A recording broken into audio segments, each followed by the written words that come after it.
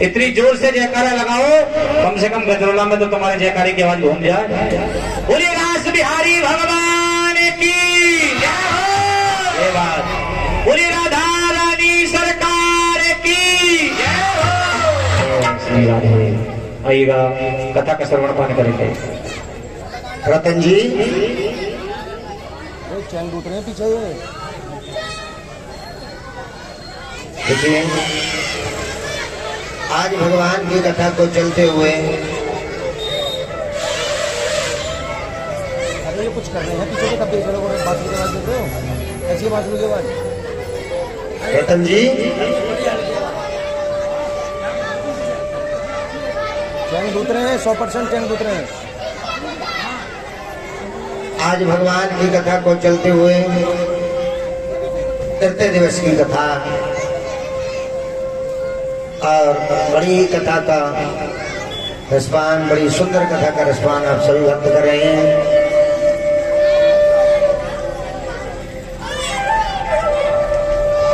लेकिन बच्चों से प्रतिदिन परेशान रहते हैं, बच्चे ज्यादा ही शैतानी करते हैं, बोलते ज्यादा।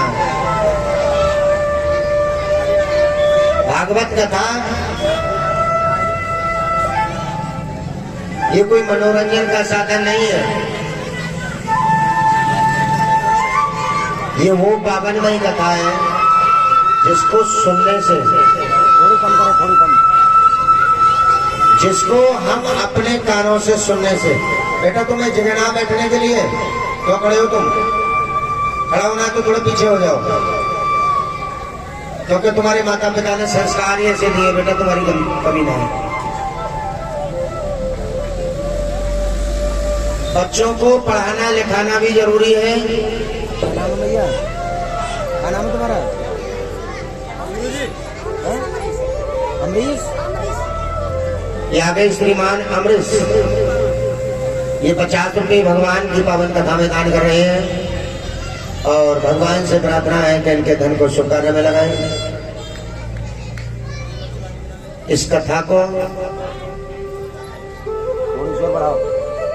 मनोरंजन का साधन ना समझे। जिसने इस कथा को मनोरंजन का साधन समझा है उसका विनाश निश्चित है, ये सच्चाई है। क्योंकि भागवत कथा में मेरे नारायण, मेरे हरि विराजमान है और आप कितने सौभाग्यशाली हैं सभी भक्त जो आज भी कथा तृतीय दिवस की कथा है। और आज बड़ी सुंदर कथा। सबसे पहले आप महाराज परीक्षित के जन्म की कथा सुनेंगे।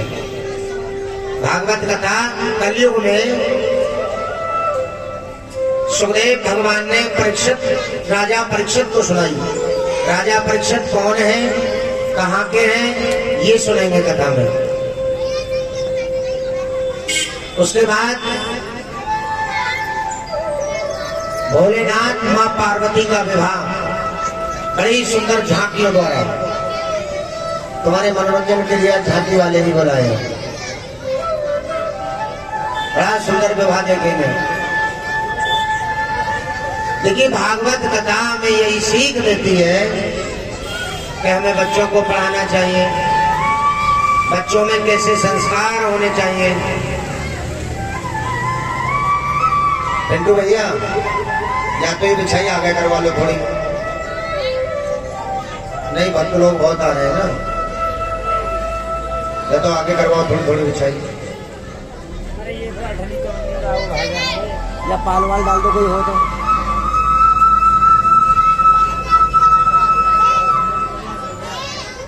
देखिए, अब की बार मुझे लग रहा है कुछ भक्तों में रुचि कम है, श्रद्धा कम है, भाव कम है। ये धुंधकारी जो बने हुए हैं ना, काला कपड़ा जो बना हुआ है, ये झंडे के बराबर में है। यहाँ अपने पूर्वजों के नाम के दिए जलाए जाते हैं। इसके नीचे जिनके घर ऊंट पुत्र रूठे हुए होते हैं ना, जिनके पूर्वज रूठे हुए होते हैं, वो भक्त यहाँ दिया जलाए। प्रतिदिन सुबह और शाम। लेकिन अब की बार तो पूजा करने भी भक्त न आ रहे, यहाँ तक कि आरती की थाली लेकर के भी न खड़े हो रहे।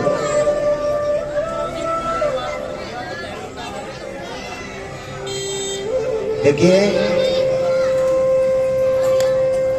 मैंने आपसे बताया हमारा जो कर्तव्य है वो भक्तों को भगवान से जोड़ना और जनता को जनार्दन तक पहुंचाना। भागवत जी हमें सीख देती है,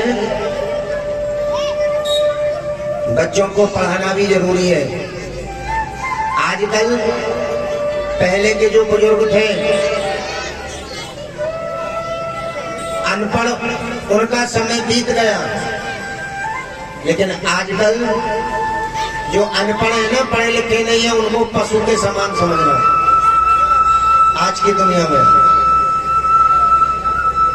और देखिए, एक सच बात बता रहा हूं, घर घर में प्रेम कम हो गया। घर घर में प्रेम कम हो गया। प्रेम कम क्यों हो गया जानते हो? इसकी वजह क्या है?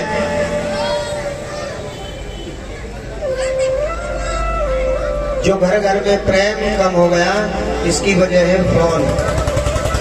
क्यों? आज बेटा को माता पिता के पास बैठने के लिए टाइम ही नहीं है, बुजुर्गों के पास बैठने के लिए टाइम नहीं है, पत्नी से बात करने के लिए टाइम नहीं है, हर समय फोन में बिजी रहते हैं। यहाँ तक कि आज छोटा सा बच्चा अगर रोने लग जाए ना, तो उसे फोन दे दो, बिल्कुल चुप हो जाए। ये जमाना है आज।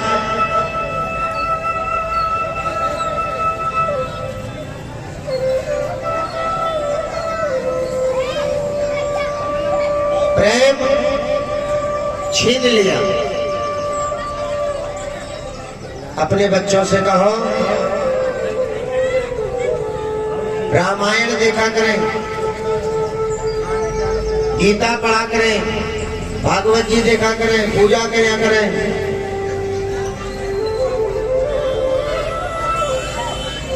जो बिना पढ़ा लिखा इंसान है ना, वो बिल्कुल पशु के समान है। एक भोले वाले इंसान थे, अनपढ़ गवार थे बिल्कुल। अब उनका विवाह एक शहर की लड़की से हो गया। वो व्यक्ति जो थे बिल्कुल अनपढ़ थे, गवार थे, उनका विवाह एक शहर की लड़की से हो गया। लड़की बहुत पढ़ी लिखी। अब समय बीत गया। एक दिन वो साहिबान कहने लगे अपनी माँ से कि मैया बहुत दिन हो गए, अब मैं अपनी पत्नी को लेवाना हूं ससुराल से। माँ बोली ना बेटा, तू पढ़ा लिखा नहीं है, अब इतनी दूर ट्रेन का सफर है, तू जाएगा कैसे? अब भोले वाले इंसान बोले जो अनपढ़ है, अरे माँ चिंता मत करे, मैं चलो जाऊंगा। माँ बोली चलो जाएगा तो ठीक है। माँ ने पराठे सेक दिए और बोल दिया कि जाओ, चले जाओ, लेकिन ध्यान रखना बेटा मेरी कुछ बातों का। माँ जानती थी मेरा बेटा बड़ा सीधा है, भोला भाला है, बोलना तो जानता नहीं, किसी से बात कैसे करते हैं इसको ज्ञान नहीं है। तो माँ ने समझाया कि बेटा तुम ससुराल जा रहे हो और ससुराल में बहुत कम बोलते हैं, अगर कोई सवाल पूछे तो केवल हाँ जी और ना जी में अंतर देना, केवल हाँ जी और ना जी इतना ही जवाब देना, उत्तर बस, फालतू नहीं बोलते हैं। अब उन भोले वाले इंसान को ये पता नहीं कि हाँ जी कहाँ लगानी है, ना जी कहाँ लगानी है। और माँ ने कहा सुन बेटा, जा तो रहे हो, तुम सीधे साधे हो, ससुराल में जो सबसे ऊंचा आसन होता है ना, सबसे ऊंची जगह, वहां बैठते हैं, अभी जाके नीचे ही बैठ जाए, वो सब कुर्सी पर बैठे हो तो नीचे बैठ जाए तो बेइज्जती हो जाएगी। बोले ठीक है भैया। अब वो भोले वाले इंसान खाना पैक कराया और स्टेशन में पहुंच गए। ट्रेन आ गई, बैठ करके चले गए। अब स्टेशन पर उनके ससुर जी आ गए उन्हें लेने के लिए। अब ससुर जी जैसे ही आए और दामाद जी से बोले, दामाद जी ठीक हो? बोले ना जी, क्योंकि माँ ने कह दिया ना हाँ जी और ना जी में जवाब देना। कैसे गाड़ी से सफर करके आए हो, कोई दिक्कत आई? बोले हाँ जी। अब उनके ससुर जी बोले तुम्हारी अम्मा जी ठीक है? बोले ना जी। अच्छी खासी मैया भी बीमार बना दे। बीमार हो गई तुम्हारी माता जी? बोले हाँ जी। अब उनको ये पता नहीं हाँ जी कहाँ लगाऊं ना जी कहाँ लगाऊं, बस माँ ने कह दिया था हाँ जी और ना जी में कर देना। बोले जी ठीक है। ससुर जी बोले चलो घर चलना है। अब घर लेके गए तो उनकी साली, सासू माँ सभी कुर्सी पर बैठे। अब उन्होंने सोची, माँ ने कह दिया कि सब कुर्सी पर बैठे तो ऊंचे आसन पर बैठे, कभी ऐसा ना हो बेइज्जती हो जाए। अब मैं कहाँ बैठूं? अब इधर उधर वो भोले वाले इंसान ने नजर घुमाई। बोले यार ये सेब अलवारी खड़ी है समझे बड़ी, कूद के सेब अलवारी पे बैठ गई। सबसे ऊंची है, माँ ने कह रही सबसे ऊंचे आसन पे बैठी है। अब उनकी साली जी देख रही कि जीजा कहाँ बैठ गए। साली जी बोले जीजा नीचे को आ जाओ। बोले ना जी। कैसे ऊपर ही बैठे रहोगे? बोले हाँ जी। बोले बड़े जुल्म की बात हुई। सबने कहा अरे तुम नीचे आ जाओ, कुर्सी पे बैठो। बड़ी मुश्किल से वो भोले वाले इंसान नीचे उतरे। अब नीचे जैसे ही उतरे, उनकी साली बोली जीजा जी खाना खा लो। बोले हाँ जी खाना तो खाएंगे। अब शहर में बड़ी छोटी छोटी पूड़ी होती है ना। अब उन्होंने पूड़ी जैसे ही परसी और खाना तैयार हुआ तो खाना खाने लगे वो भोले वाले इंसान। अब एक पूड़ी उठाए और एक गस्सा बनाए और खा जाए। एक पूड़ी में से एक पूड़ी का एक ही गस्सा बनाए भोले वाले इंसान ने, सब्जी से लगाए और गप खा जाए। अब उनकी धर्मपत्नी देख रही दूर से।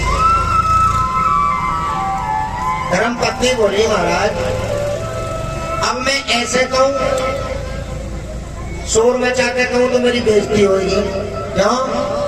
अरे कैसे दामाद है तेरे, कैसे पति है? इससे अच्छा मैं सारे में कहूं। अब रसोई के पास खड़ी होकर के उनकी धर्मपत्नी इशारे कर रही महाराज उंगली से ऐसे, एक में से दो टुकड़े बनाओ, एक पूड़ी में से दो। तो भोले वाले इंसान कह रहे अच्छा मेरी पत्नी ये कह रही है एक एक नहीं दो दो एक एक साथ खाओ। अब उन्होंने दो पूड़ी उठाई, सब्जी से लगाई और खानी शुरू कर दी। और धर्मपत्नी बोली महाराज, इशारे से बोली दो में से चार, दो हट के बोली चार। बोली चिंता मत करो चार ही खाऊंगा। अब उन्होंने चार पूड़ी उठाई और चार चार खाने एक संग शुरू कर दी। अब धर्मपत्नी बोली मेरे तो कर्म ही फूट गए। कहते हैं ना ऐसे कभी कभी सर में हाथ मार देते हैं, मेरे तो कर्म ही फूट गए। तो भोले वाले इंसान समझ रहे कि मेरी पत्नी ये कह रही है कि सब पूड़ी उठाओ और माथे से लगाओ पहले। अब भोले वाले इंसान ने 7-8 पूड़ी थी, सब उठाई और माथे से लगाई। बोली अब तो ठीक है। पत्नी बोली मेरे तो कर्म फूट गए, क्या करूं? बड़े भोले वाले इंसान मिल गए। ससुर जी बोले अरे दामाद जी तुमने खाना खा लिया? बोले खा लिया। चलो घूमने चले हैं, खाना खा के घूमने जाते हैं ना। अब जैसे ही घूमने गए तो वहां एक नदी मिली, नहर मिली। तो भोले वाले इंसान अपने ससुर जी से कह रहे कि ससुर जी,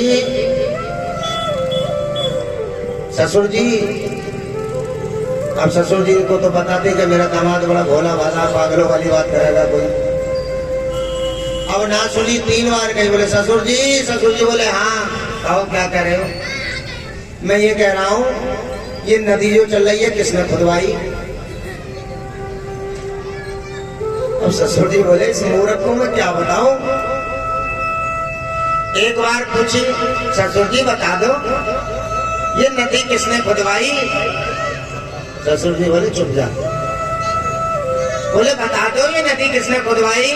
अब ससुर जी को गुस्सा आ गया। ससुर जी बोले आधी मेरे बाप ने खुदवाई और आधी मैंने खुदवाई। अब भोले वाले इंसान बोले अच्छा जी हमारे पिताजी यहाँ भी आ गए नहर खोदने। ससुर जी बोले मूर्ख, आधी तेरे बाप ने ऐसे खुदवाई कि तुझ जैसा मूर्ख पैदा किया और आधी मैंने इसलिए खुदवाई कि अपनी पढ़ी लिखी बेटी तुझ गंवार के साथ कर दी। बोले गोविंद भगवान की। इसलिए अगर हमारी बेटी हाई स्कूल पढ़ी हुई है तो बेटा को कम से कम इंटर देखना चाहिए। पति पत्नी को पढ़ा लिखा होना बहुत आवश्यक है। संस्कार भी बहुत जरूरी है। बिना संस्कार के संतान, क्या फायदा है ऐसी संतान से। देखिए संस्कार पढ़ा लिखा करके आप कितने भी काबिल बन जाओ, कितने बड़े बन जाओ, लेकिन जब तक तुम्हारे अंदर संस्कार नहीं है नहीं तो कोई फायदा नहीं है तुम्हारी ऐसी नौकरी का, कोई फायदा नहीं है तुम्हारी ऐसी कमाई का। एक मैया थे बुजुर्ग, उस मां पर कोई संतान नहीं थी।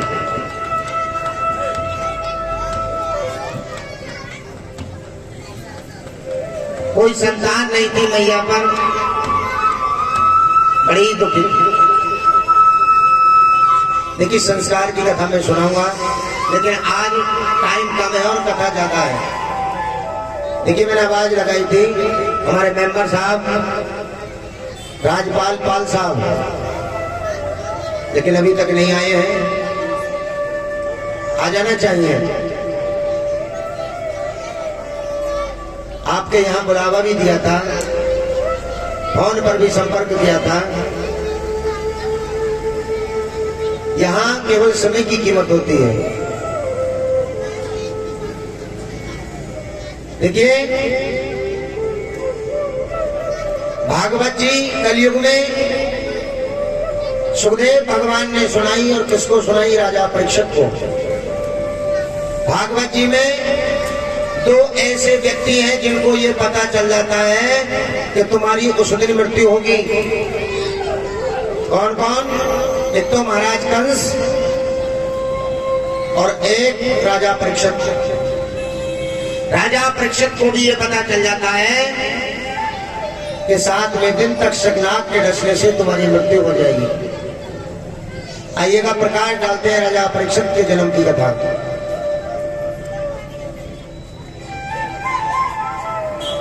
एक समय की बात, महाभारत का युद्ध चल रहा था। दुर्योधन अचानक बैठा हुआ था, सोच मुद्रा में बैठा हुआ था दुर्योधन, और अश्वत्थामा उसका मित्र आया। अश्वत्थामा ने कहा अरे दुर्योधन तुम उदास कैसे रहते हो, क्या कारण है भाई? दुर्योधन ने कहा मैं इसलिए उदास हूं, हर तरफ से मेरी हार ही है, हार हो रही है। मेरा मन उस दिन प्रसन्न होगा जिस दिन अश्वत्थामा तुम मेरा एक काम कर दोगे। अश्वत्थामा ने कहा बताओ कौन सी बड़ी बात है? एक काम करो, 5 पांडवों के सर काट करके मुझे ला दो, तब मेरा मन बड़ा प्रसन्न होगा। अश्वत्थामा ने कहा बस इतनी छोटी सी बात,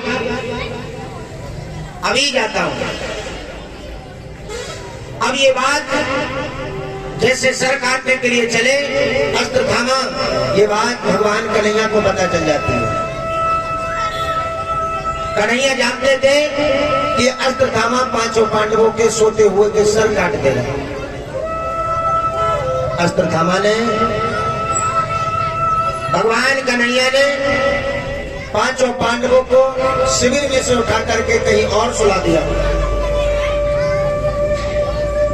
अब अस्त्र थामा जैसे ही पहुंचा तो वहां द्रौपदी के 5 बच्चे सो रहे थे, मासूम बच्चे। अस्त्र थामा ने उन 5 बच्चों के सर काट दिया और जैसे ही सर काटे, सर काट करके दुर्योधन के सम्मुख ले गया। आ गए श्रीमान कपिल पत्रकार जी। कपिल पत्रकार जी 100 रुपए भगवान की कथा में दान कर रहे हैं। भगवान से प्रार्थना, धन को शुभ कार्य में लगाएं। आ गए मेंबर साहब? अच्छा,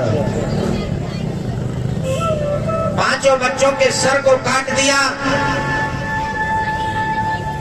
और ला करके दुर्योधन के सम्मुख आ गए।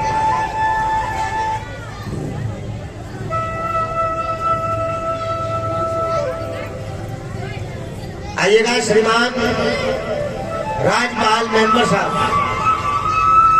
राजपाल मेंबर साहब के यहाँ से 501 रुपए, 501 रुपए भगवान की कथा में दान आया है और भगवान से ऐसी प्रार्थना है इनके धन को शुभ कार्य में लगाएं और जिस खजाने से धन आया है भगवान से प्रार्थना करेंगे उस खजाने में कोई कमी ना आए। बोले गोविंद भगवान की जय हो। राहुल मस्ताना जी बड़ी सुंदर ढोलक बजाते हैं, आइएगा।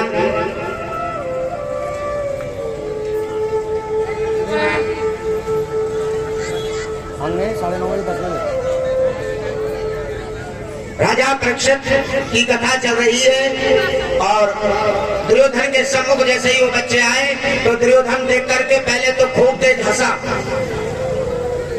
और हंसने के बाद जब उसने देखा कि ये 5 पांडव नहीं, ये तो द्रौपदी के बच्चे हैं, तो जोर जोर से रोने लगा, जोर जोर से रोने लगा। कहने लगा, रे मूर्ख, मैंने तुझसे 5 पांडवों के सर मंगाए थे, इन मासूमों का क्या कसूर है? तूने मेरे बच्चों का वध कर दिया।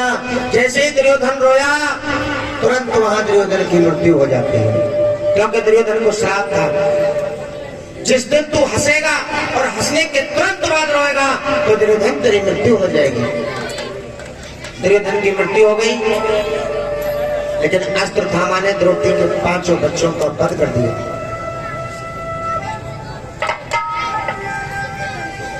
पांचों बच्चों का वध कर दिया। अब द्रौपदी का रो रो करके बुरा हाल हो गया। जानते हो माँ की ममता, माँ की ममता वो होती है, उस माँ से पूछो जिसके 5 बच्चों के सर काट दिए हो। रो रही थी द्रौपदी, रो रही थी। अर्जुन आए, अर्जुन ने कहा तुम क्यों रो रही हो? अरे मेरे 5 बच्चों के सर काट दिए। अर्जुन ने कहा मैं सौगंध खाता हूं संध्या तक हत्यारे को तुम्हारे सम्मुख लेकर के आऊंगा। अर्जुन सौगंध खा करके चल दिए। अस्त्र थामा को पकड़ करके घसीटते हुए ला रहे थे, तुरंत वहां भगवान कन्हैया आ गए। कन्हैया जी ने कहा अर्जुन ये कौन है, ऐसा क्यों कर रहे हो अस्त्र थामा के साथ?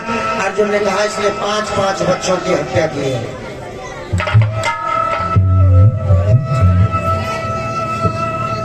आज अस्त्र थामा को पकड़ करके रस्सी से बांध करके अर्जुन ने द्रौपदी के सम्मुख खड़ा कर दिया और द्रौपदी से कहा कि द्रौपदी ये तुम्हारा मुजरिम है, इसने तुम्हारे 5 बच्चों की हत्या की है, इसको तुम जो चाहो वो सजा दे सकती हो। द्रौपदी ने कहा, जैसे ही अस्त्र थामा को देखा द्रौपदी ने तो पहले प्रणाम किया। अब तुम सोचोगे तो हत्यारा था, 5 बच्चे मारे, प्रणाम क्यों कर रही है द्रौपदी? जैसे ही द्रौपदी ने प्रणाम किया, अर्जुन ने कहा, अरे द्रौपदी, ये तो तुम्हारा हत्यारा है, तुम इसे प्रणाम क्यों कर रही हो? द्रौपदी ने बड़ा सुंदर जवाब दिया, हत्यारा तो है, मैं प्रणाम इसलिए कर रही हूं कि एक ब्राह्मण है, ये हमारा कर्तव्य बनता है। कहीं हमको पंडित जी मिल जाए, साधु संत मिल जाए, तो हमें प्रणाम करना चाहिए, कम से कम राम राम जरूर कर लेनी चाहिए।